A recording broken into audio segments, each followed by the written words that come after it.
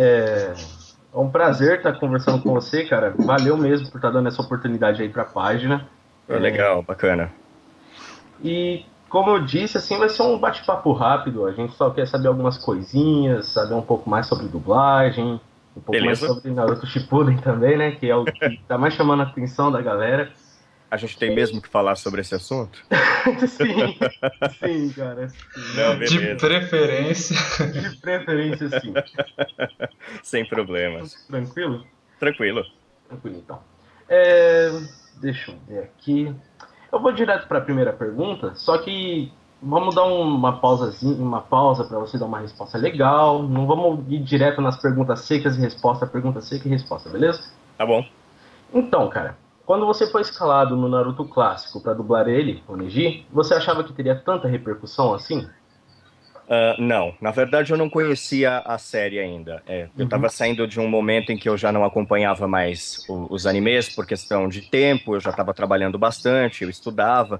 uhum, Então, TV, por exemplo, para mim era um luxo e eu não conseguia acompanhar. Então eu não conhecia muito bem a série, sabia mais ou menos que ela tinha aí uma legião de fãs grandes, mas não sabia exatamente o que era. Quando eu fui chamado para fazer o primeiro teste de Naruto, eu fui chamado para fazer teste pro Naruto. ô louco. Então, e aí eu vou explicar o que aconteceu. Eu cheguei na CBS, aliás, na Dublarte na época, que era o estúdio que começou a ser gravado Naruto, Uhum, e no dia que eu cheguei para fazer o teste pro Naruto, o César, que era o representante da Dublarte e que hoje é atual dono da CBS, uhum. ele disse que o cliente tinha mandado nesse meio tempo uma nota de que ele queria que fossem mulheres fazendo a voz do Naruto. E aí o meu teste caiu por água, né? Eu já falei, putz, não vou fazer mais o teste pro Ô Naruto, louco. vamos ver o que vai acontecer. E aí ele me deu o teste do Shikamaru para fazer. Ô louco. E eu Mas. fiz o teste do Interessante. Shikamaru. Uhum. Uhum. Não, pode falar. Perdão, perdão, perdão. Então, e aí eu fiz esse teste, levou aí, acredito, uns 10 dias, saiu o resultado e eu não tinha pego o Shikamaru. Uhum, E aí, ok, a dublagem começou, foi rolando e eu continuando fazendo outras coisas. Mais ou menos uns 20 dias depois disso, ele me ligou numa sexta-feira à noite que um dos personagens que entraria estava faltando teste, que era o Kiba, e que precisava ser feito o teste no dia seguinte para mandar urgente para entrar na segunda-feira. Eu novamente fui para a dublagem para fazer o teste pro Kiba. Só que o teste do Kiba não tinha imagem e não tinha nenhuma referência. Ele tinha simplesmente uma voz gravada, e essa era a voz gravada que eu tinha como referência para fazer o teste. Fiz o teste novamente e não peguei de novo. E aí passou mais ou menos uns 2 meses, entrou um lote de personagens novos. E aí o Neji estava no meio. E aí eu lembro que eu fiz o teste do Neji com mais 3 dubladores. Depois desses 3 dubladores, eu esperei um tempo, eu falei, não peguei esse de novo, vamos ver daqui a um tempo se aparece mais um. E aí me liga a Dublarte dizendo que eu teria que refazer o meu teste. Eles gostaram muito do meu teste, mas queria que eu trocasse algumas coisas de intenção. uhum. Na verdade, isso, orientações do cliente. Fui para o estúdio de novo, eles tinham eliminado os outros dubladores que fizeram o teste comigo, e entraram mais 2 dubladores novos para fazer o teste comigo de novo. E aí eu refiz o teste, e ficou mais uns 5 dias sem sair nada, e depois entrou de novo. O teste, e o cliente querendo que eu fizesse mais uma versão, mudando mais algumas coisas. Eu fiz, e aí fiquei esperando, dentro de uns 2 dias eles me ligaram e passaram a escala. A minha reação, na verdade, qual foi? Eu estava num supermercado, quando eles me ligaram para passar a escala. Eu desmaiei. Ô louco, sério? Ah, sério? Sério Sim. mesmo? Sim, porque era uma coisa que eu já estava ficando num ponto muito nervoso, porque Uhum. era muito difícil que um teste você passe por tantas etapas. A gente normalmente faz o teste, o cliente diz se gosta ou não e pronto. E a melhor opção é aquela com quem ele começa a gravar e ok. E aí ficou essa coisa de ir, vir e fazer tanto teste que no final das contas eu falei, caramba, eu vou ficar perdendo um pouco do meu tempo, eu vou me dispor, vou me apegar ao personagem, no final das contas eu não vou pegar, e aí eu vou ficar muito chateado, né? Uhum. E aí eu já tava, acho que com uma expectativa de não pegar mais, mas aí quando chegou eu falei, putz, sou eu, vou ser eu. Entendi. Agora deu, isso. Enfim, né? O que é legal, cara, é que talvez eles tenham feito isso, essa repercussão toda, pra você se apegar ao personagem e aí sim te aceitarem nisso, né? Eu acredito que não. Eu acredito que essa leva de testes foi realmente pensando até na continuação da série, nesse Naruto novo, porque as vozes que eram dos personagens naquela época, isso foi em 2006, era tudo molecada, na verdade, né? Uhum. A maioria do elenco que dublava era muito moleque. Eu era um dos moleques que dublava. Então, hoje, até para encontrar a voz para dublar o Naruto Shippuden, foi uma coisa um pouco mais... ok, a minha voz já envelheceu, eu já mudei, então foi um pouco mais fácil, mas mesmo assim, até entrando em estúdio, eu fiquei meio, vamos ver o que a gente vai fazer. Eu acredito que foi para ver realmente vozes que se adequassem à referência que eles tinham no momento. Uhum. Eu não me recordo, mas se a gente, na época, gravou com o áudio em japonês, porque a dublagem do Naruto clássico foi feita toda com áudio em inglês. Mas eu acredito que o teste que a gente fez foi no japonês. Então, de repente, eles estavam tentando buscar um timbre mais próximo, ou mesmo com o timbre próximo da versão mexicana, que já era alguma coisa que a gente já tinha como referência. Entendo. Eu acredito que tenha sido nesse perfil. Mas, assim, a repercussão do que isso viria a ser, não. Eu acho que naquela época ainda existia um apego por animes maior do que existe hoje, né? A gente tinha uma oferta muito maior na TV. E até os mangás eram uma certa novidade. Mas, ok, poderia ser mais um, né? Mais um desenho e vamos ver o que ia acontecer. Eu achava um pouco difícil brigar com outros desenhos como o Dragon Ball e o Pokémon, que ainda eram febres naquela época, né? Uhum. E foi... Tava na fervura ainda dos animes, né? Sim, sim. Do Dragon Ball, essas coisas. Sim, e aí foi uma certa surpresa, porque quando foi divulgado que isso estava sendo dublado, começaram a surgir na internet os dubladores que iriam fazer. E eu fui um dos dubladores em que as pessoas disseram, nossa, mas tem muita gente que é estranha no mercado. De certa forma eu era, porque eu tinha feito animes em participações muito pequenas, mas eu já dublava há muito tempo. Gente, tô fazendo entrevista, para de clicar essa bola, por favor. E aí surgiram alguns nomes que, nossa, e aí, como é que vai ser? E isso criou muita desconfiança do público, né? Como é que será que vai ser? Será que vai ficar legal? Então, muitas críticas surgiram antes do primeiro episódio ir ao ar, né? E eu lembro que na época até fiz uma entrevista com o Eduardo Serandini na UOL, que faz o Kankuro, e eu também fiz alguns eventos com alguns dubladores, e a gente estava colocando em primeira mão as vozes dos personagens, e algumas pessoas falavam, será que eu gostei, será que não? Então, eu lembro que tinham muitas críticas na época. No começo não foi tão fácil. Hoje já ficou mais legal, hoje as pessoas assimilaram, até naquela época foi se perdendo o medo e foi deixando o lance rolar, e virou uma bomba, assim. Eu acredito que, principalmente o Orkut, que era o que a gente usava na época, né, bombou e deu um feedback bem grande do que era isso. Inclusive, foi por lá que eu conheci os dubladores, principalmente você. Eu saí do Orkut para te adicionar no Facebook também. E foi por lá mais que eu conheci a galera da dublagem de Naruto. E eu acho que foi até bom, cara, ter feito tudo isso, porque uma das piores coisas que poderia acontecer com a saga seria tirarem os dubladores originais que fizeram a saga clássica, né? Porque rolou boatos de que trocaria dublador. E se trocassem dos personagens principais, Naruto, Sasuke, Sakura, e principalmente Neji, que eu acho que combinou demais a voz, eu acho que tipo, seria um desgosto pra todo mundo, cara. É que boato já diz, né? Boato. E tem pessoas que querem criar alguma coisa pra debater. A gente aprende a lidar muito com isso. Eu aprendi, por exemplo, que eu não posso colocar meu nome no Google, porque pode ser que eu não goste do que eu ache. Entendeu? Mas ok, depois de um tempo, eu aprendi que eu tenho que aceitar críticas, porque, ok, críticas são legais. O problema, e as pessoas não são obrigadas a gostar nem do meu trabalho, nem de dublagem, nem de nada. O que na verdade me incomodava eram as questões de as pessoas levantarem coisas que não eram reais, e criarem boatos, e criarem maldades, e não ter argumento para sustentar aquilo. Agora, a questão de boatos, sim, disseram, fulano vai ser trocado, vão colocar outra pessoa para dublar a voz do Naruto, é verdade? Eu sempre disse, de qual é a fonte? do site e tal, eu falei, até agora eu não estou sabendo de nada. De fato, eu não estava sabendo de nada, porque de fato não existia informação. Então, boatos sempre vão existir. Né? A gente já chegou a ver dubladores de fulano morrem em acidente de carro no Facebook. Nossa, sério mesmo? Acontece. Ou nós estamos ficando muito famosos, ou o pessoal tá com muita falta do que fazer. Acho que é um pouco dos dois. Provavelmente. Talvez. E de repente passe a ser uma sugestão. Sim. Mas eu acredito que não era a ideia de ninguém trocar em algum momento. Até por isso que eles não queriam que fossem moleques fazendo a voz do Naruto. Porque iria envelhecer e a voz iria modificar e ia dar trabalho, que foi a mesma coisa que teve com o Zatch Bell na época.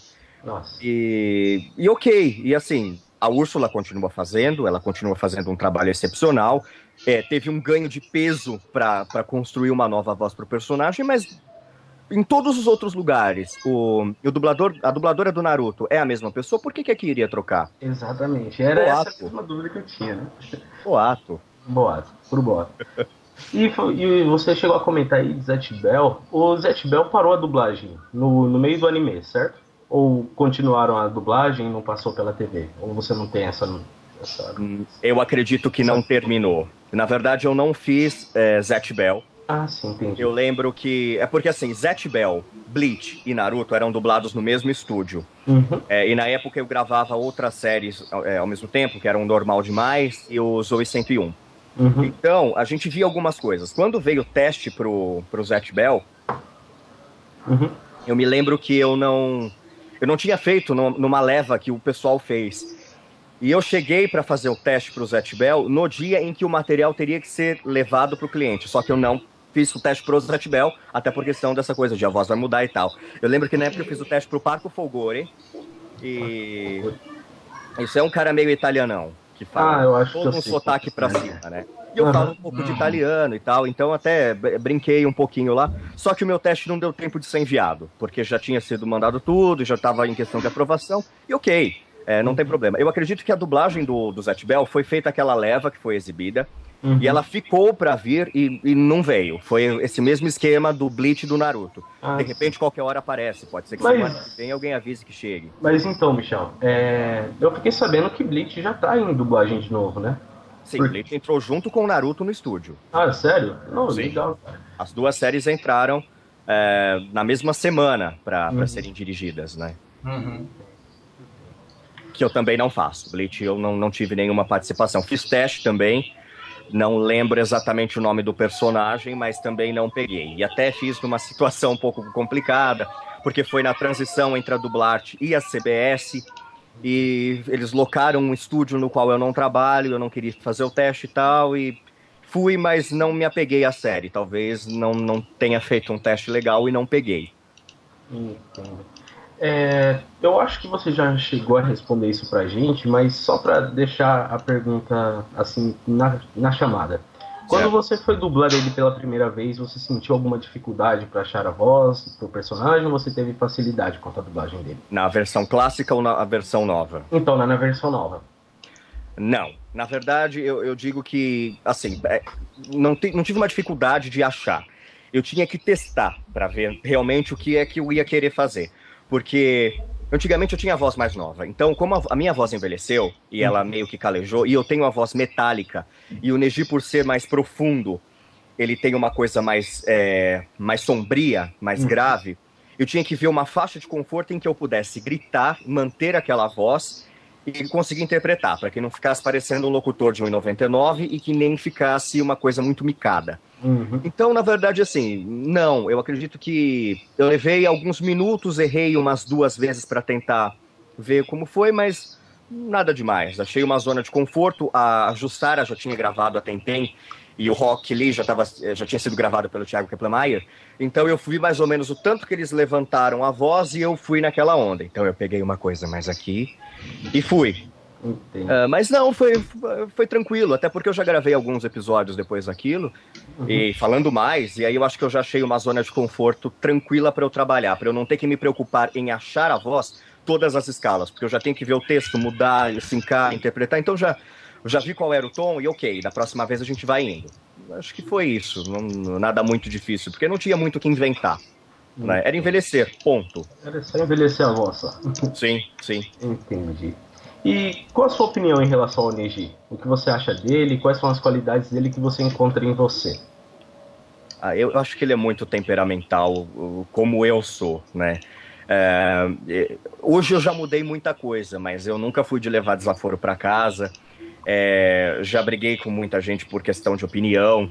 Hoje o que eu aprendi, o que eu modifiquei de mim, foi que eu escuto todo mundo gritar e eu falo, ok, mas eu não concordo. E as pessoas continuam brigando por causa disso e eu, ok, mas eu não concordo. A minha opinião, o meu ponto de visão é esse.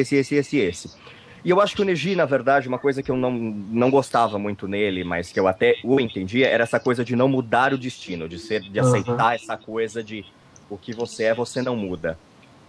Embora ele esteja certo ainda por algumas coisas, na situação em que ele explicava isso, eu acho que era uma coisa meio que de conforto.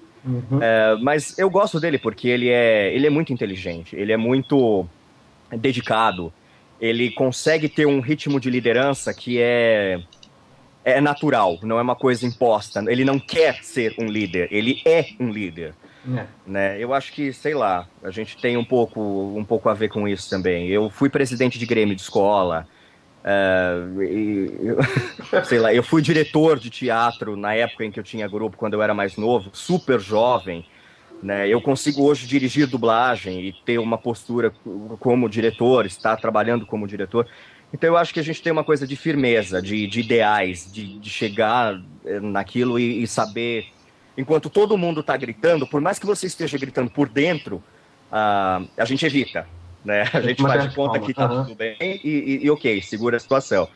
Mas a gente por trás ali tem sempre algum problema alguma decepção que vai acabar fazendo a gente, sei lá, descer um degrau ali daquele pedestal que a gente estava. Não sei se eu consegui responder. Não, conseguiu muito bem. Muito bem, cara. Vai falar alguma coisa, Paulo? Não, eu achei interessante a questão da zona de conforto que ele estava falando sobre o pessoal gritar por dentro, mas não soltar para fora em certas situações é importante, porque pode só piorar a situação. Mas eu acho que é o que acontece normalmente com as pessoas. Principalmente, eu digo que em São Paulo, as pessoas têm depressão ou ansiedade, né? Eu moro em São Paulo, então é uma coisa que, assim, já vem. E eu acredito que a gente convive com isso. Tem pessoas que lidam melhor, tem pessoas que lidam pior. E eu não sei, eu acho que a gente aprende, e ele tem essa coisa do segurar pela frente das pessoas para tentar resolver o problema dos outros, mas será que ele tem os problemas dele resolvidos, né? Nossa, eu tô hoje horrível com S's. Tranquilo. Tá no singular. Cansaço. Tá no singular. É cansaço. Imagina. Você teria algum conselho para dar aos grandes fãs da dublagem que pretendem um dia seguir carreira na área? Porque tem sempre aqueles, né, que falam, quando eu crescer eu quero ser dublador, mas todo mundo sabe que ser dublador não é tão aquela coisa fácil, né? Então você teria algum conselho para dar para... Olha, hoje eu acredito que até esteja mais fácil essa entrada, esse acesso para dublagem. Mas ao mesmo assim isso me preocupa muito, porque... Eu acho que a primeira dica, você tem que querer fazer aquilo porque você gosta, e não porque você acha que você vai ganhar dinheiro. Claro que é uma das profissões em que se ganha muito bem, desde que você trabalhe muito bem. Os dubladores não são contratados no Brasil, nós somos autônomos. Então, se eu trabalhar um mês, todos os dias, o dia inteiro, é claro que eu vou ter um rendimento bacana. Se eu trabalhar um único dia, eu dificilmente vou conseguir pagar minha fatura de celular, porque é meio complicado. Né? Depende do volume de trabalho que você tem, né? E essa é a primeira coisa que eu digo, é ter as ideias sobre a dublagem com os pés no chão, entender como o mercado funciona. Então, antes de qualquer coisa, ver como o mercado funciona, quais são as regras, quais são as leis, quais são os termos, o que você tem que fazer, o que você não tem que fazer, porque pode parecer que é um conto de fadas, mas nem sempre é. Outra coisa, o dublador ele é um ator, na verdade, a formação dele principal é de ator. Então ele tem que saber interpretar. Não adianta querer sair hoje de um escritório de advocacia e querer ser um dublador se você nunca fez teatro, por exemplo. A menos que você seja um prodígio, existe um processo de aprendizado. Você tem que aprender a interpretar, desenvolver, e é claro que com o tempo você vai melhorar, você vai criar uma habilidade para aquilo, você vai criar técnica para aquilo e vai melhorar. Um dublador hoje leva de 5 a 6 anos para ficar bom se ele se dedica. Antes ele serve para muita coisa, ele tem o talento dele, mas ele vai fazer coisas menores, ele vai fazer o cara da lanchonete, o cara do balcão do mercado, o pedestre que pede licença, o outro que pede desculpas, e é basicamente nesse esquema. Depois disso, procurar um bom curso de dublagem, que é necessário para que se entenda como é o processo dentro do estúdio, como se porta na frente de uma estante, como se porta na frente de um microfone, como se coloca um fone de ouvido, como funciona o texto de dublagem para ser colocado, descobrir o que é o loop ou time code, que é o tempo que determina onde a sua fala vai entrar, porque a gente não assiste o programa inteiro, né? Como é um processo de produção muito rápido, você vai lá, ok, energia entra no anel 32, e aí você vai direto na página onde tem o anel 32, que cada anel são 20 segundos de texto, né, de programa corrido, e você já vai ali. Então o técnico já coloca o vídeo ali naquele ponto, o diretor já está preparado para te acompanhar naquele ponto, e você já vai no texto naquele ponto. Então você tem que entender quais são essas dicas de como funciona um trabalho dentro de um estúdio. Entendo. E depois, é claro, abrir estágios e acompanhar outros dubladores assistindo. E eu sempre digo, até postei esses dias numa rede social minha, estágio é você acompanhar, não é você interferir, né? E isso é uma coisa que eu fiz na época que eu estagiei, né? Eu acompanhava quieto, e hoje tem algumas pessoas que estão vindo com um pouco de fogo demais. Isso pode atrapalhar. É um processo lento e tem que ser dedicado àquele processo. É um processo de aprendizagem e é assim. Então, se você tiver vontade de ser um dublador, passando por tudo isso, com certeza vai ser um bom dublador. Agora, se tentar fazer um curso que não é tão legal, tentar comprar um documento que não é tão interessante ter, aí você vai ser um dublador meia boca. Aqueles que aparecem uma vez a cada filme de um ano, né? Não, eu acredito que não é feio você aparecer num filme a cada ano. O problema é você aparecer naquele filme que você não sabe da onde surgiu. Porque ele é tão ruim que você fala, meu Deus, que porcaria é essa? Porque não dá. Como é que alguém coloca...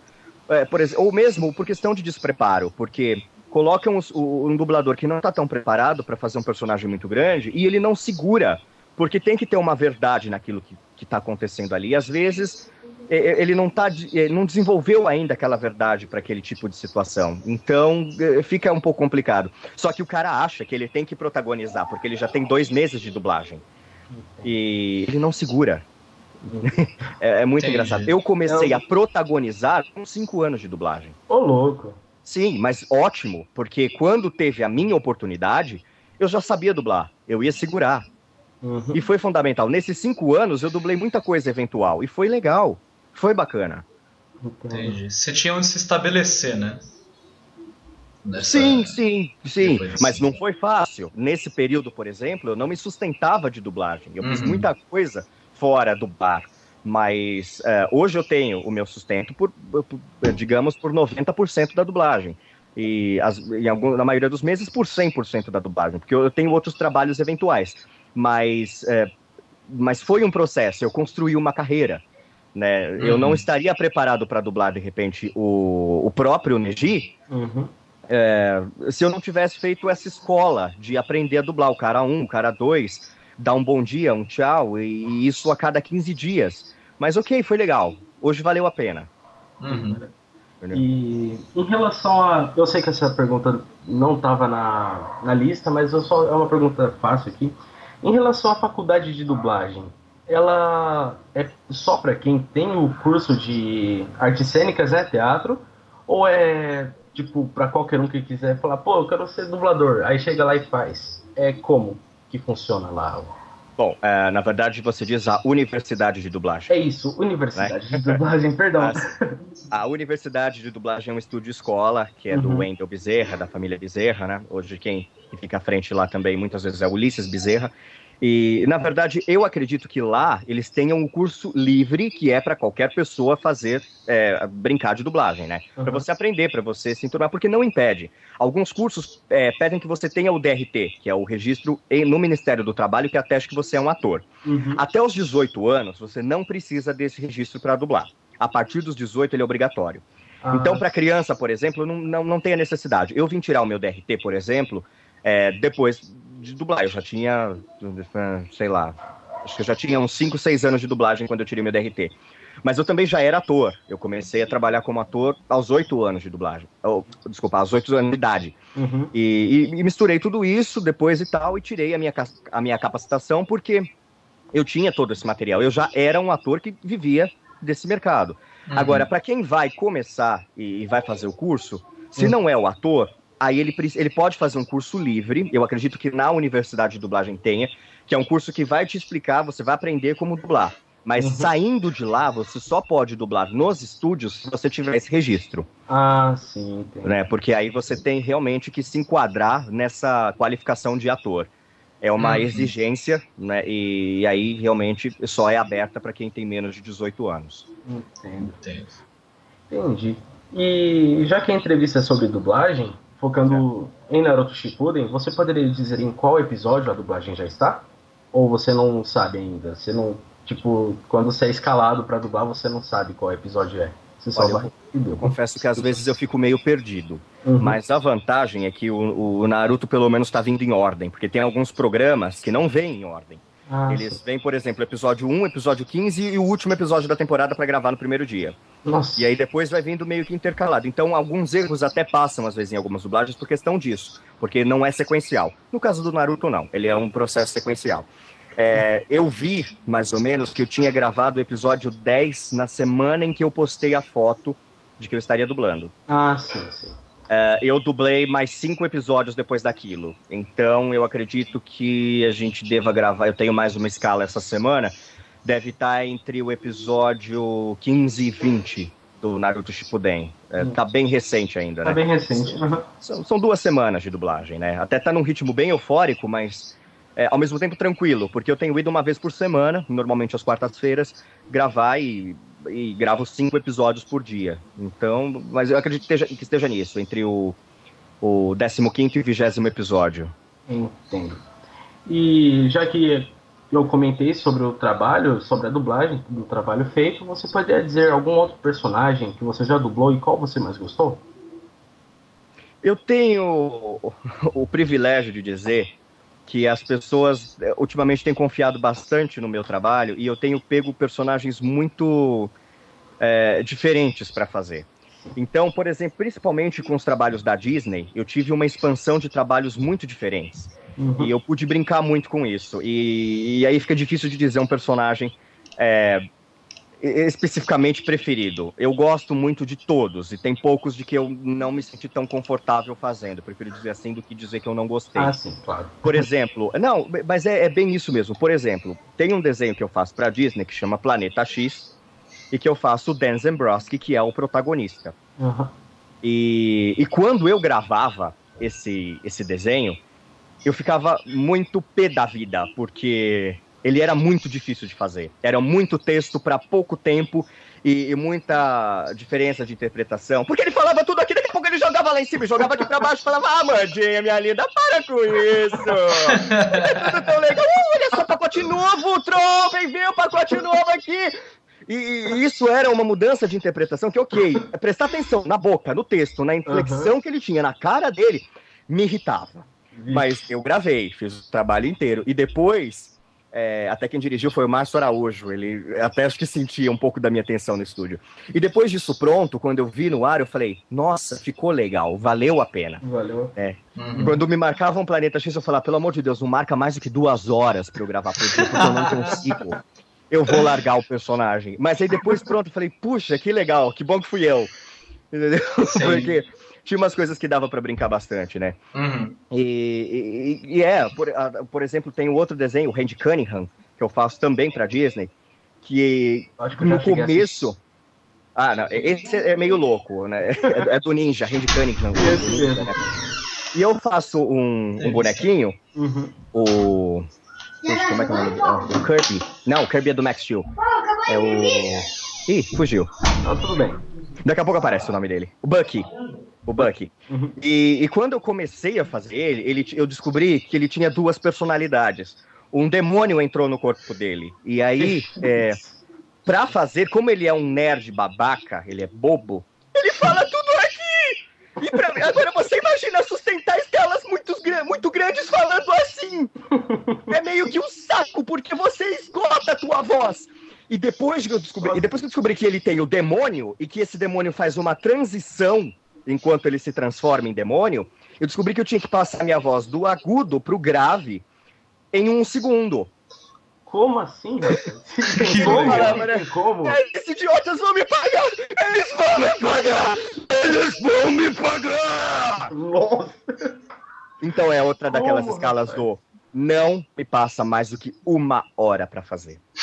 Porque, Até porque se passar de 1 hora, você perde a voz, né? Você não consegue, cara. Não, perco e isso acontece mesmo.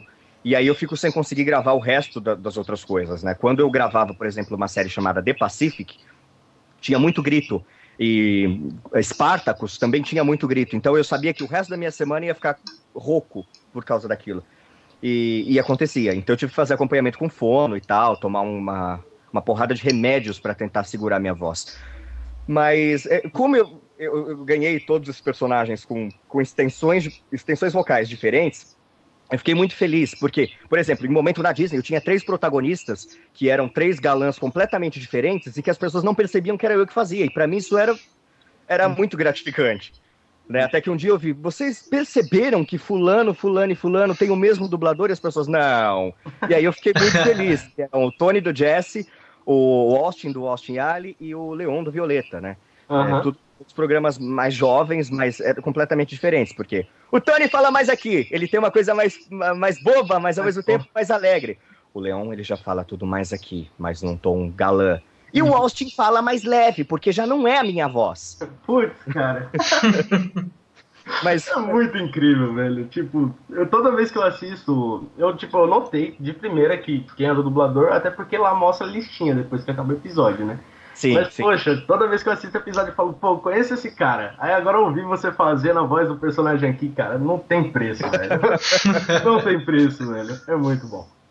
Mas eu gosto disso, eu gosto de brincar com a voz. Então tem coisas que aparecem, né? Então essa coisa de achar a voz, às vezes a gente procura, às vezes ela surge, né? Eu gravei, por exemplo, um especial de Natal num desenho em que eu fazia um elfo que perdia os presentes do Papai Noel e tal. Eu falei, putz, ele é todo delicadinho, é um desenho mais pra menininhas, então como é que vai fazer? E aí eu fui jogando a minha voz mais pro agudo, foi ficando mais leve, e foi. Incrível, cara. Mas Cadê o DG? André? Ah, tá. Então, Michel, Oi. é notável assim que os fãs de Naruto sempre estão te chamando no Facebook, perguntando sobre a dublagem, qual canal vai passar, porque eu vejo isso em todo comentário. Você não pode postar alguma coisa no Facebook e a galera vai lá, que canal vai passar? Você já sabe onde o episódio tá. Inclusive, Verdade. eu acabei de perguntar isso pra você. Tipo assim, você coloca assim no Facebook, bom dia, pessoal. Aí todo mundo, e já Naruto? tá Cadê Naruto? Naruto? Cadê Naruto? Naruto? Cadê Naruto? O que você fez com o Neji? Então, mas isso, tipo... Mas isso já foi deixado claro que vocês dubladores não sabem. Então, você tem algum recado pra dar pro pessoal que tá Eu sempre continuo sem saber onde vai ser exibido, para qual mídia isso vai, se isso vai para DVD de repente. Não sei quando isso vai sair. Pode ser que saia no mês que vem, pode ser que isso saia daqui 3 anos. Realmente eu não sei. Por exemplo, quando a gente começou a gravar o ano passado, e digo a gente, nem eu cheguei a entrar em estúdio. Né, só que fui eu que postei, porque a pergunta era tanta que eu até perguntei, posso postar que já tá em dublagem? E disseram, pode. E eu coloquei, Naruto Shippuden está em fase de dublagem. Só que eu não sabia que seria apenas um episódio, que era para divulgação de marketing até e venda do programa e tal. Entendi. E aí aquilo foi um boom. Eu lembro que eu saí da CBS naquele dia, e eu levo 2 horas para chegar da CBS à minha casa. E eu fiquei sem internet, porque o meu celular acabou a bateria e eu fiquei sem acesso. Quando eu cheguei em casa, eu tinha mais de 700 mensagens. Nossa. nesse período. Eu falei, caramba, e não dá para responder. Infelizmente, eu até tento responder uma coisa ou outra, mas não dá. E tem algumas pessoas que abusam um pouquinho da boa vontade, né?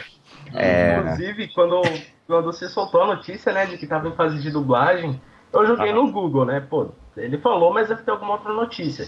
Meu, eu acho que em questão de 2 horas que você postou aquilo no Facebook, já tinha em todo o site, Naruto Shippuden em fase de dublagem, porque o dublador Michel de Fiore divulgou em sua página, não sei o que. Eu falei, caramba, cara, como isso repercute facilmente, né? Eu pensei, poxa, deve ter ficado estressado nem um pouco, né? Não me estressa. Não me estressa. Na verdade, o que me incomoda um pouco é as pessoas não entenderem que não é sempre que eu posso responder. Por exemplo, às vezes algumas pessoas adicionam, mandam uma mensagem no Facebook. Se é uma coisa que eu posso responder rapidamente, às vezes eu respondo. Já começou a dublagem e tal? Ainda não ainda vai ser. Mas daí a desenvolver um bate-papo, às vezes eu estou em estúdio, às vezes eu estou almoçando, às vezes eu estou dormindo. E tem algumas pessoas que se você não responde em uma questão de 1 minuto, elas começam a mandar mensagens agressivas e ofensivas. Isso é comum de acontecer. E aí, infelizmente, a gente começa a limitar um pouco ao acesso. E aí, ok, continuo dando a atenção que eu posso, conforme eu posso, mas tudo tem um limite. E eu tenho o meu limite também. Eu sou ser humano. E foi o que eu disse igual ao Neji. Eu tenho um certo filtro para algumas coisas. Mas tem coisa que passa, né? E aí chega uma hora que a gente faz, ok, tentei ser legal, mas nesse momento não consegui puxar uma conversa bacana com você. Infelizmente, a partir daqui eu não posso responder. Mas vou continuar divulgando no geral. O que eu souber, eu divulgo. E o que eu puder divulgar também, porque tem coisas que a gente não pode divulgar. Mas o que eu puder, eu vou falando, não tem problema de passar informação. Agora, o que me incomodou bastante foi o pessoal me mandando muito spoiler, né? Aí... isso. Eu ia colocar isso em questão daqui a pouco. Eu vi que você postou um pouco, assim, alterado. Que o pessoal vive falando, né? Tipo, o que você vai fazer quando o Neji morrer? E, entende? Eu fiquei pensando... eu espero que as pessoas que vão escutar esse áudio já saibam disso, porque você acabou de jogar o spoiler, inclusive.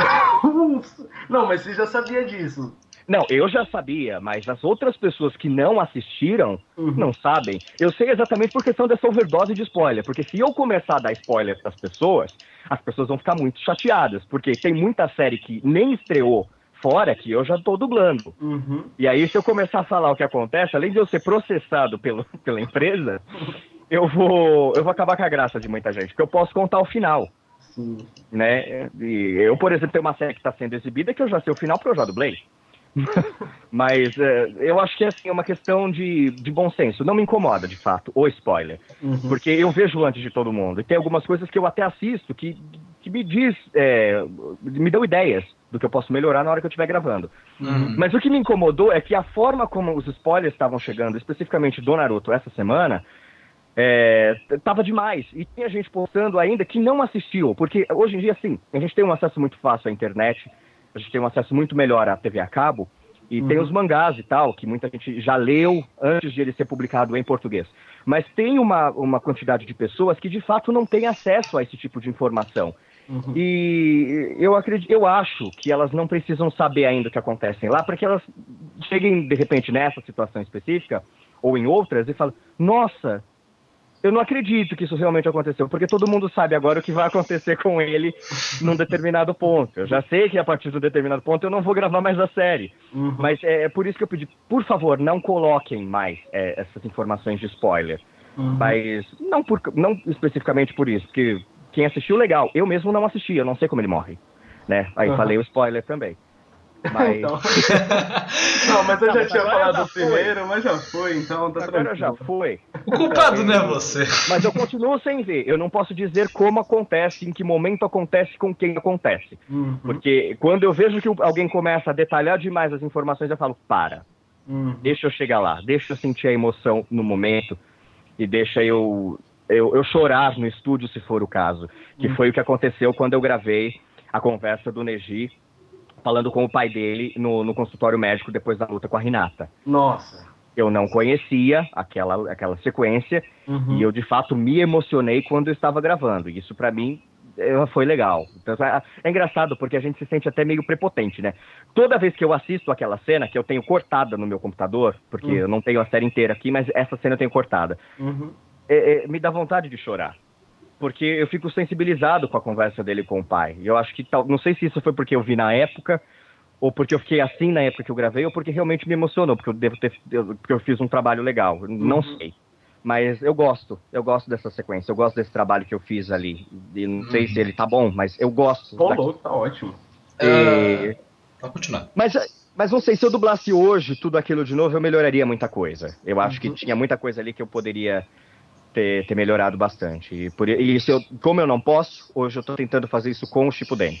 Entendi. Era realmente isso que eu queria perguntar. Se tem coisa pra melhorar, assim. Você já sentiu uma vez que um trabalho você precisou melhorar muito? Precisaria melhorar muito pra ficar legal?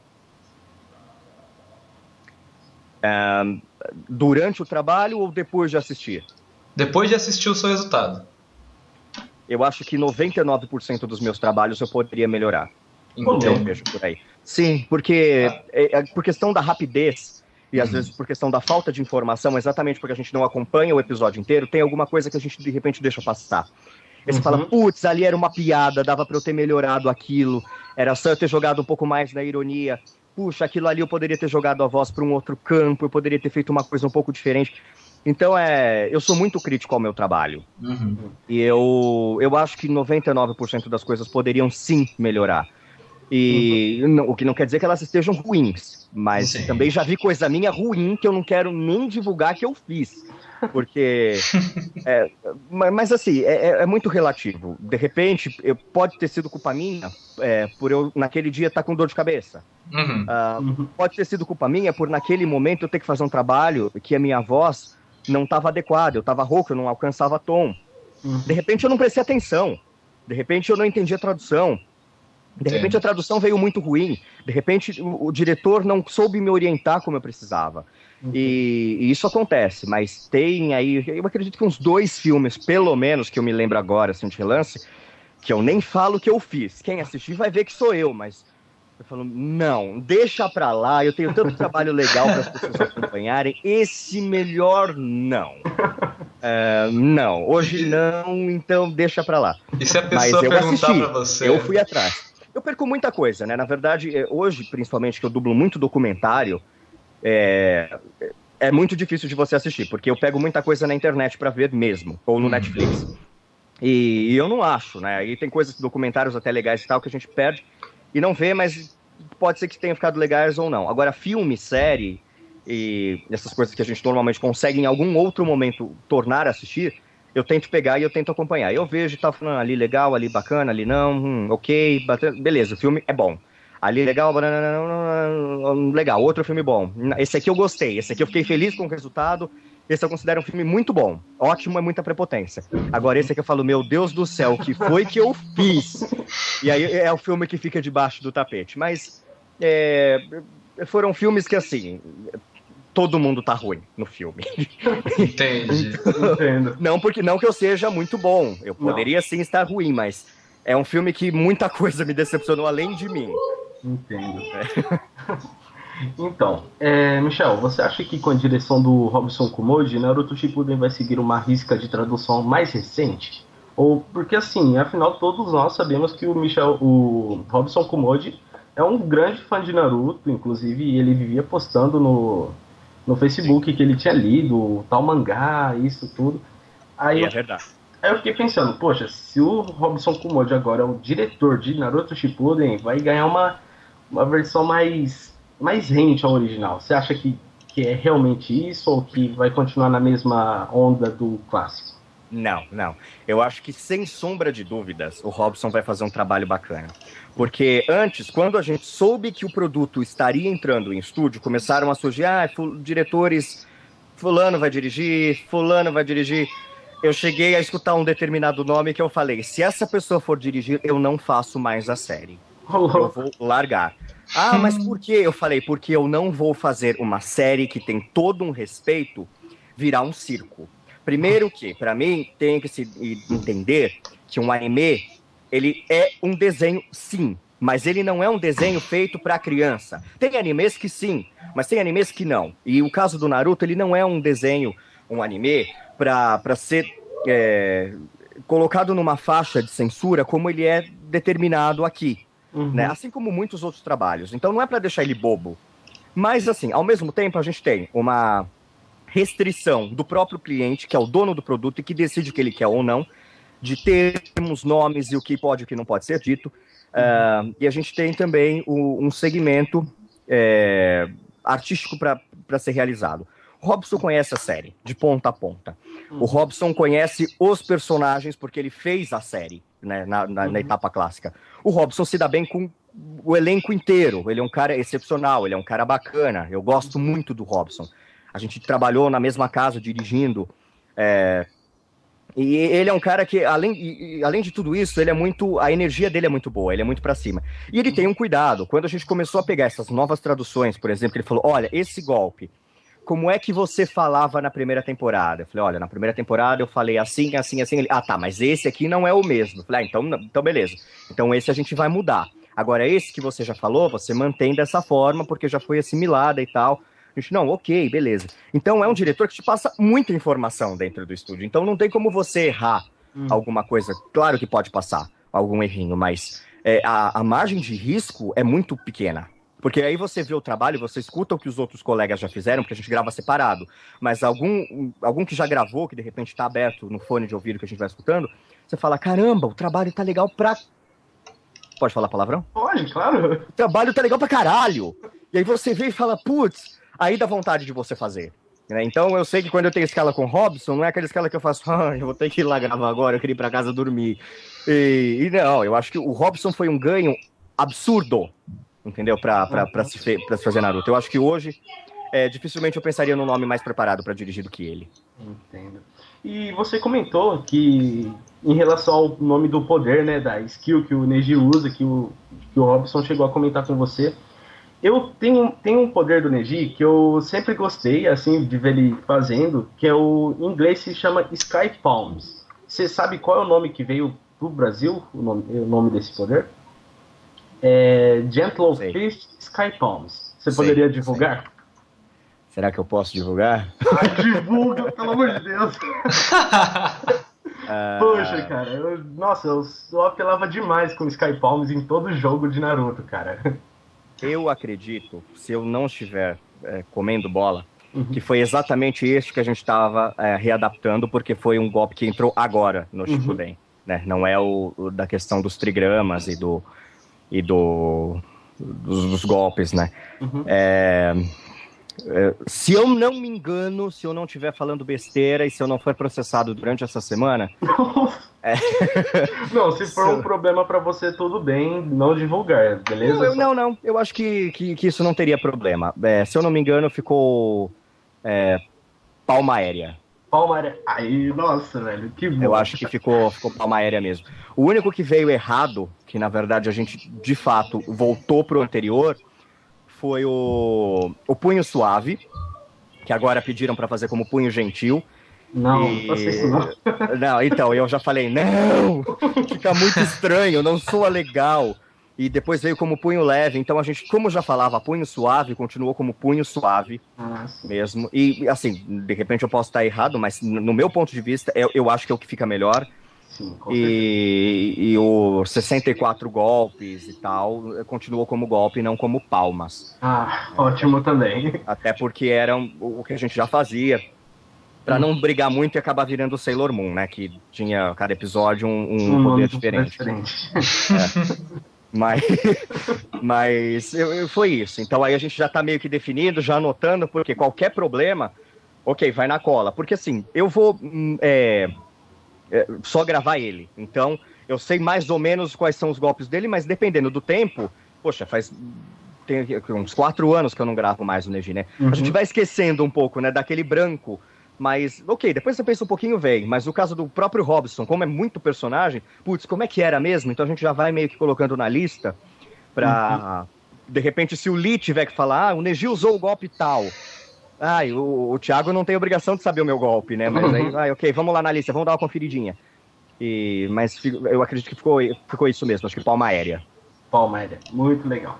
E deixa eu ver outra pergunta aqui.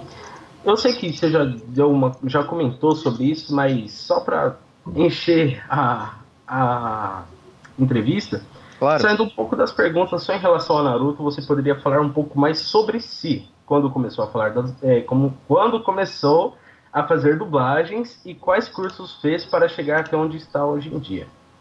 Você poderia só dar uma comentada, só para... Posso. Eu comecei a fazer teatro já faz um tempo, deixa pra lá quando foi, mas sem querer, né? Eu na verdade, nunca pensei em ser ator quando eu era pequeno, mas aí eu caí de repente numa peça de escola sem querer, ainda caí brincando, porque eu tirei o sarro de todo mundo que entrou na peça e eu fiquei rindo, e a professora me colocou como último personagem pra fazer. E eu falei, caramba, não quero fazer, mas fui, ensaiei e tal, me deu um pânico quando eu fui fazer a peça. E eu acho que o pânico foi tão grande que eu fazia um cachorro na peça. Nossa. E eu, com a minha fantasia de cachorro, no backstage, minha backstage, leia-se aquele biombo improvisado, porque não tinha um palco na escola, né? O meu nariz começou a sangrar. E eu manchei a fantasia do cachorro inteira de sangue. Porque meu Deus. Eu acho que foi questão do nervoso. Mas virei a fantasia o que dava ao contrário, ficou um cachorro meio torto, na sorte que ele não tinha rabo, então ficou até meio esquisito, porque eu tive que jogar aquele toquinho pra baixo da roupa, porque tava estranho o jeito como ficou. Mas ok, e fiz a peça. E aí, legal, no ano seguinte eu fiz uma outra peça, aí já meio que como desculpa pra sair da sala de aula, porque aquele dia que você não tá afim de ficar na sala, você junta um grupo de pessoas, vamos ensaiar, vamos criar uma peça e vamos sair pra ensaiar a partir das últimas aulas. E aí você perde as últimas aulas e ficava do lado de fora conversando, brincando e tal, mas aí aconteceu de sair mais uma peça. E aí eu falei, legal, gostei disso.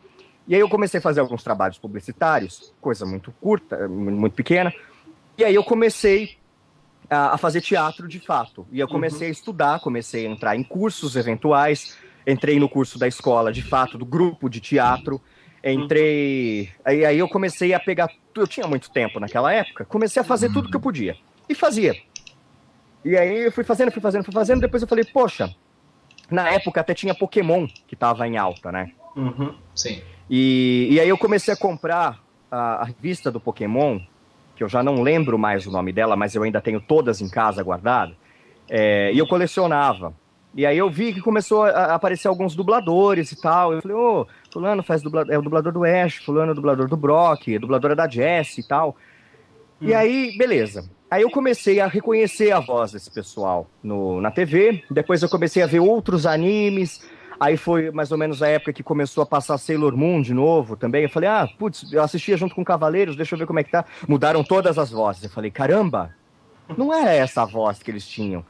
Aquele registro vocal. E aí eu peguei uma matéria, vi que tinha mudado todo o elenco. Falei, opa, a dubladora que fazia Sailor Júpiter era a mesma da Jessie, que tava na revista e tal. Legal isso que as pessoas mudam e tal. Aí eu falei, o que precisa para ser dublador e tal? Peguei uma lista telefônica, na época que a gente usava a lista telefônica, né? E fui procurar telefones de dubladoras. Achei alguns, liguei para alguns e perguntei. Fui super mal recebido com a ligação de todos eles. Mas, ok, vi que tinha alguns cursos e tal, deixei passar. Pouco tempo depois eu conheci a Márcia Gomes, que era a dubladora da Lua, inclusive da Sailor Moon na época, e dirigia a Samurai X na BKS. Aí conversei, fui um dia no estúdio, comecei uma amizade com ela e tal. Fui um dia no estúdio, isso eu era muito novinho ainda, assisti a dublagem e tal e fui embora. Vi como é que era. Aí eu falei que eu queria fazer um curso. E na época, ela dava curso de dublagem. Só que eu não tinha dinheiro para bancar nessa época. Então eu continuei fazendo meio que uma trapaça. Eu trabalhava com coisas que não me davam uma renda para sustentar um curso, era um preço caro. Eu comecei a juntar dinheiro de lanche de escola e tal, essas coisas. Juntei um certo montante, fiz o curso de dublagem depois de 1 ano e meio, mais ou menos. Comecei a dublar. Num único estúdio e tal, eu fui aprendendo e tal, né, depois do curso. Passou um tempo, eu comecei a ligar nos outros estúdios e comecei a agendar estágio e tal, e aí foi aparecendo outros estágios. Aí eu ia lá só para visitar o estúdio, tomava um café e ia embora. Aí depois nesses estúdios eu conseguia marcar um estágio depois da minha 5ª visita, aí eu comecei a acompanhar o estúdio outros dubladores dublando, e aí as pessoas foram me conhecendo e tal. E aí depois eu comecei a marcar testes, e aí eu pedia para marcar os registros de vozes, e comecei a fazer em alguns lugares, e alguns lugares começaram a me chamar. Naquela época, eu tinha a voz de criança ainda, porque eu era muito novo. E os dubladores que faziam criança, que na época era o Fábio Lucindo, o Wagner Fagundes, o Yuri Chessman, o Rodrigo Andreato, estavam com a voz mudando. E aí tinha muita criança, e aí eu comecei a fazer muita criança. Para minha infelicidade, uns 6 meses depois disso, a minha voz começou a mudar, e eu comecei a ficar com voz de periquito. Que é aquela voz que a gente fala que não define nem agudo nem o grave, né? Fica aquela coisa meio... E eu comecei a perder essas crianças, porque elas iam envelhecer, algumas não iam envelhecer, a minha voz ia envelhecer, ia dar problema pro produto, e tal, e aí eu comecei a entrar em pânico, porque eu comecei a trabalhar muito menos. E dali fui trabalhando realmente, de fato, muito menos, mas sempre trabalhando. Nesse meio tempo eu continuei fazendo teatro, eu estudava, então eu tinha uma limitação de tempo. Em um dos anos eu tinha 5 peças em cartazes ao mesmo tempo, então foi um pouco meio que... isso foi em 2004, eu não vou esquecer nunca. E era uma época que eu participava de festivais, ainda ganhei alguns prêmios com algumas peças, e foi bacana. E aí me deu esse tempo dos 5 anos de dublagem, né, que foi o que eu falei no começo. Que eu já vinha dublando, e aí começaram a surgir alguns personagens e alguns clientes pediram vozes novas. Eu era uma voz nova para muitos lugares, mas porque eu não tinha feito filmes grandes e tal, só que eu já sabia dublar. E aí não foi tão impactante, porque eu entrei e eu segurei o trabalho, e aí as pessoas começaram a me dar cada vez papéis maiores. E aí o processo foi acontecendo, e aí chegou onde chegou hoje.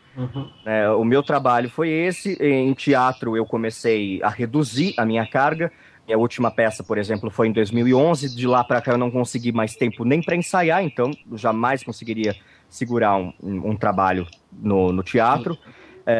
A TV eu fiz algumas coisas, mas eu não gostei, não gosto muito de como é a pegada artística da televisão, então não é uma coisa que me agrade muito. Fiz alguns curtas-metragens, porque a gente filmava em muito pouco tempo, então dava para fazer, e normalmente eram filmados aos finais de semana. E aí eu acabei que eu fiquei só na dublagem, de fato, dentro dessa carreira artística, né? E aí é onde eu tô, e hoje eu tô legal, tenho o meu nome feito no trabalho, e venho trabalhando. Eu não trabalho em muitas casas, algumas por opção, outras porque não acontece mesmo de eu ser chamado, e hoje eu tenho tempo reduzido para ir em algumas. Mas vem acontecendo, e eu tô feliz com isso, e assim, feliz e cansado, mas ok, vale a pena. Depois que a gente vê o trabalho pronto, vale a pena. Tanto que eu sempre noto que você sai do estúdio lá pelas 10 horas todo dia, né, cara? Entre 10 e 10 e meia, aí você conta que mais umas... É porque, na verdade, é assim, eu dirijo das 14 às 22. Às vezes, algum dublador no último período passa um pouco do horário, né? É normal. Às vezes a gente vem com uma onda de trabalhos que, passou um pouquinho, esse trabalho estava um pouco mais difícil, deu um certo trabalho, acabou a luz, sei lá, o computador travou, e aí no final das contas passa um pouco. Então acontece de eu sair... É assim, porque o último dublador ainda saindo às 10 horas em ponto, eu ainda tenho que preencher relatório, eu tenho que guardar as minhas coisas, tenho que me despedir de quem tá lá e tenho que ir embora. Né? Então isso acontece. Aí você coloca mais 2 horas, que é o que eu gasto para chegar em casa. Nossa. Eu moro em São Paulo, né? Nossa. Sim. E aí eu chego em casa de fato meia-noite e meia. Só que assim, como eu dirijo nesse período, no período da manhã eu tenho que dublar. E aí eu vou para os outros estúdios dublar.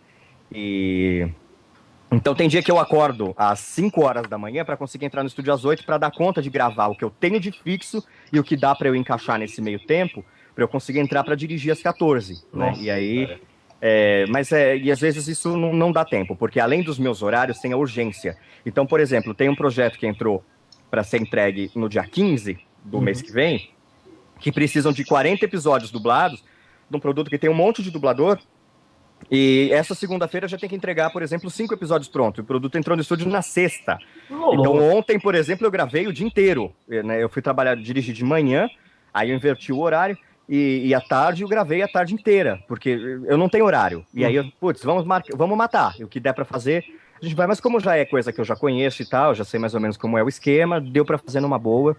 E vai um pouco nessa neura, né? Mas Já teve caso de ter que dublar os domingos, de domingo a domingo, mas também já teve caso de que eu passei uma semana inteira em casa, né? Então a gente vai aproveitando meio que, tentando organizar esse mercado de uma melhor maneira possível. E passar uma semana inteira em casa, pelo menos é o suficiente para descansar, né, cara? Porque, poxa, trabalhar de domingo a domingo, então, segunda a sábado, até essa hora, cara, é complicado. Depende. Velho. Então, eu não tiro férias há 6 anos, né? Porque extrema falta de tempo. Quando eu... nos últimos anos em que eu podia fazer isso, eu tive séries que vieram para ser entregues com urgência e eu não pude viajar, porque eu trabalhei até dia 24, por exemplo. E teve um ano que entrou alguns games que eu dirigi e também não pude porque tinha uma certa urgência, um outro trabalho para ser feito, era uma coisa diferencial, também não quis abrir mão. E esse ano eu vou tentar, mas eu duvido que eu vou conseguir também no fim do ano. E até por questão de responsabilidade, é uma coisa de... eu não sei como colocar um termo exato para isso, mas eu, por exemplo, na época da escola, quando tinha grupos de dupla, trio ou grupos de 8, eu sempre fazia o trabalho sozinho. Porque eu achava que as outras pessoas não eram competentes para fazer o que eu tinha que fazer. Porque uma vez ou outra que eu deixei para fazer, ok, eu faço um pedaço. Se você pede para um entregar a capa do trabalho, o cara falta no dia. Sei como E aí você tem que sair correndo para arrancar um pedaço de folha e fazer um trabalho. E na minha época, né, principalmente a época dos trabalhos mais puxados da escola, não tinha computador e internet assim para todo mundo toda hora, né? Era um trabalho na biblioteca na folha de almaço. Não dava para fazer em cima da hora. Né, e chegar e falar, eu não copiei do Google, mudei meia dúzia de palavras e deu. Não. E aí eu tive essa coisa de melhor eu fazer, porque pelo menos eu sei onde tá. Não que as pessoas não sejam competentes para fazer isso, mas é uma coisa que eu acho, talvez seja insegurança minha em relação às outras pessoas. E aí eu vou cuidando do que eu posso, Então, você pode fazer isso? Posso, porque aí pelo menos eu sei que eu estou cuidando daquilo. Mas não sei se esse ano eu vou conseguir, nem lembro mais qual era a pergunta também, porque eu fui saindo. Não, você seguiu a resposta conforme a pergunta. Ok, eu falo demais, né? Não. Sintetizar um pouco mais. É até bom, cara, que não fica aquela entrevista seca, né? Tipo, imagina fazer uma entrevista que você fala 2 palavras. Dublei só um episódio, pronto. Aí fica aquele silêncio, aí depois... vem a outra pergunta e aquela resposta seca de novo. E é bom, cara, bater um papo de verdade, né? Não é só uma entrevistazinha, é um bate-papo legal aqui. Não, mas a entrevista tem que ser assim. Se a gente se propõe a isso, tem que ser dessa forma, né? Ela tem que fluir. Tem que...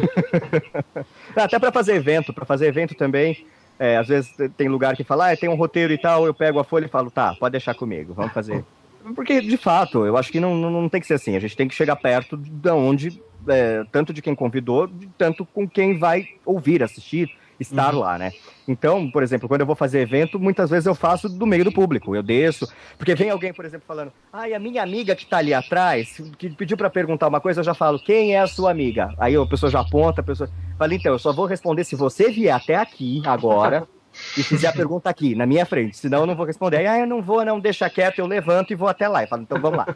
Tiro quem tá do lado, falo, deixa eu sentar aí, vai, faz a pergunta e faz. Porque na minha visão tem que ser assim. Né? Se a gente trabalha com público, o público tem que ter um certo acesso, né? Tem que não quer dizer que precisa me derrubar no chão e me fazer montinho. Mas, típico, né? Não, já aconteceu. Aí eu falo, não, gente, para. Tem sempre um que vem, se joga e você tá com o cotovelo no chão ainda, depois você volta todo ralado e fala, não, aí já não é legal, né?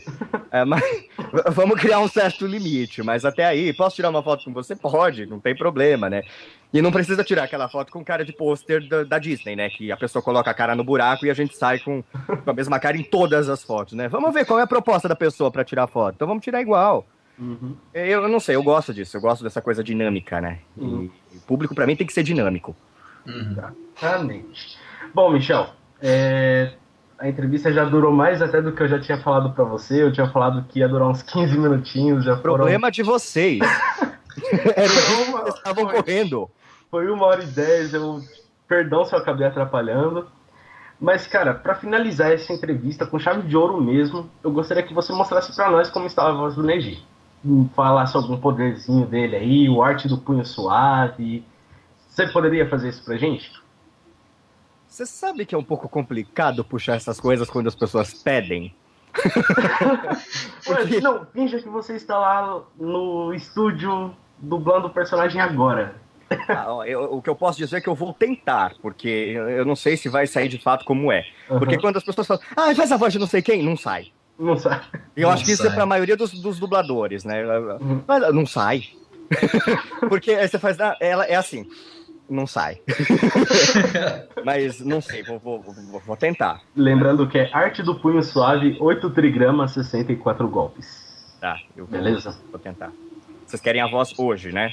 A voz hoje, atual. Neji, atual. Ai, peraí que eu vou tentar lembrar.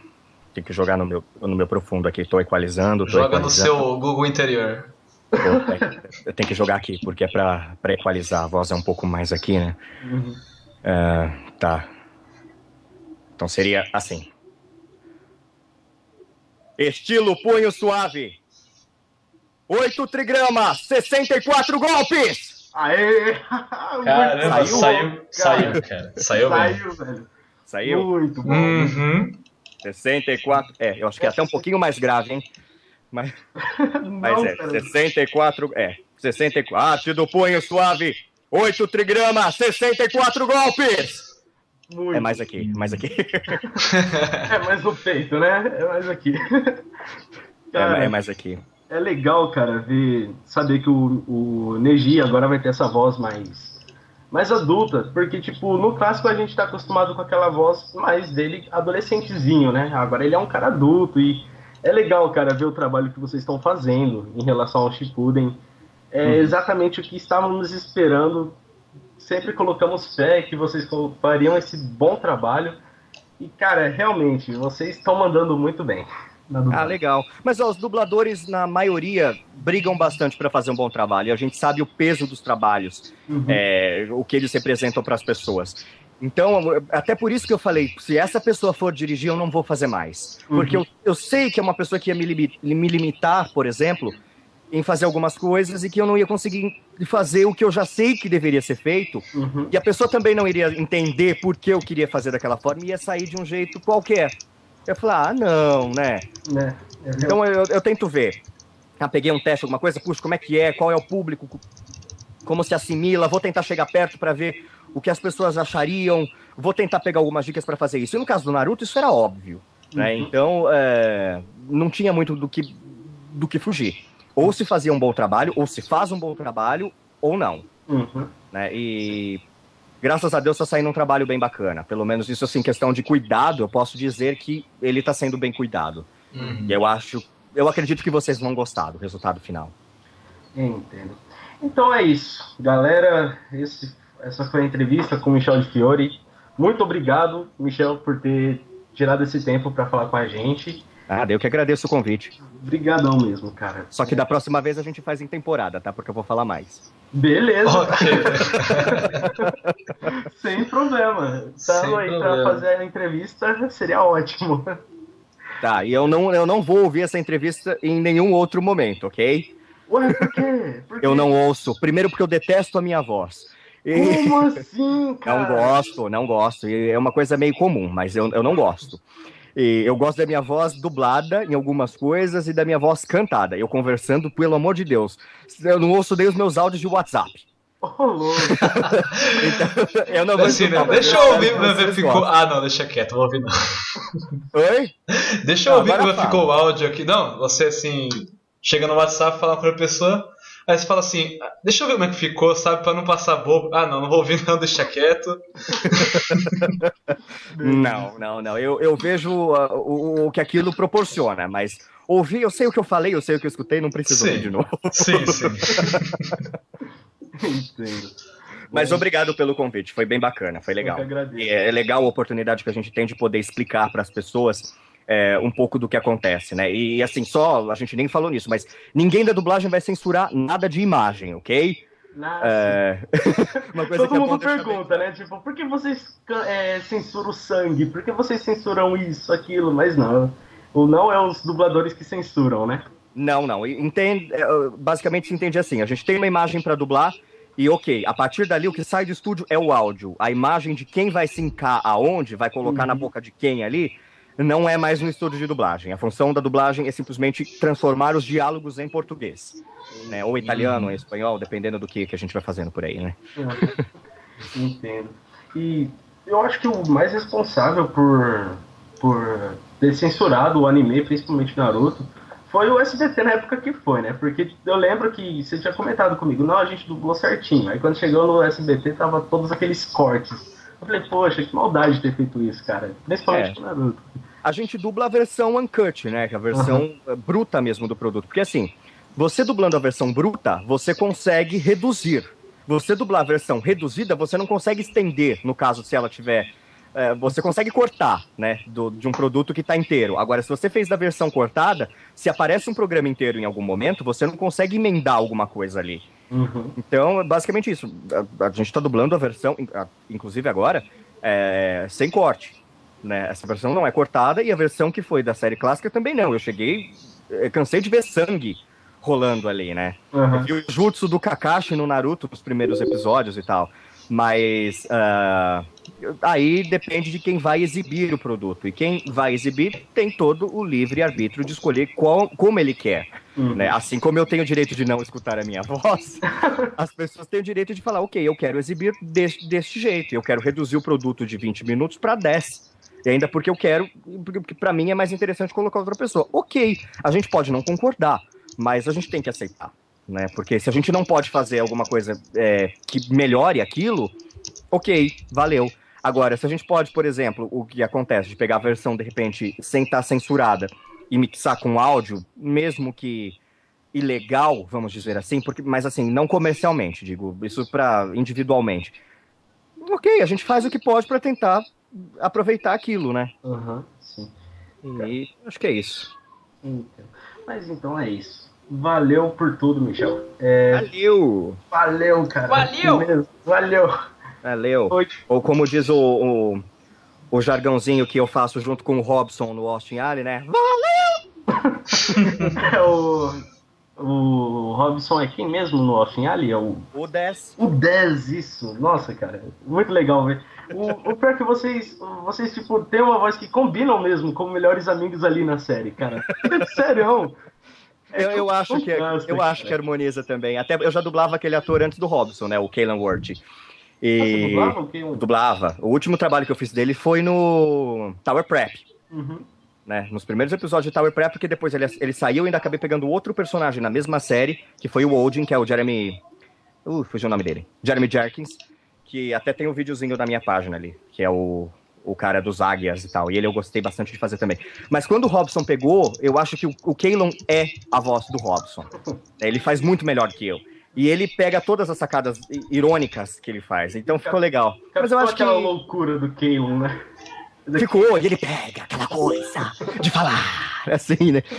Porque o Austin, ele é mais galã, então ele tem menos... As piadinhas dele são mais jogadas pro agudo do que pro cômico, né? Então, quando ele faz alguma coisa boba, a minha voz vai aqui embaixo. Não percebi.